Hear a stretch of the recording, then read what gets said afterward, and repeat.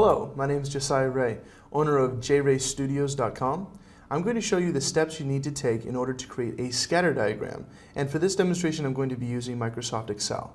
So essentially, the steps you need to do are create a set of points, so 2 columns of data. And the data is going to tell the program where the points will be on the graph.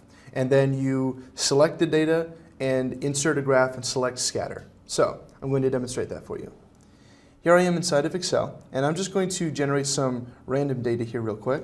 So just kind of a quick set of data, probably through 5.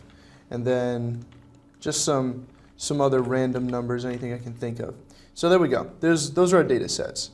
I'm going to select both columns and come up to Insert. And over underneath Charts, I'm going to click on Scatter. Now we have a couple different kinds of scatter charts that we can choose from, but I want the one with just the points on it, or markers. And there you go. It effectively graphs out our chart using column A and B as the axes.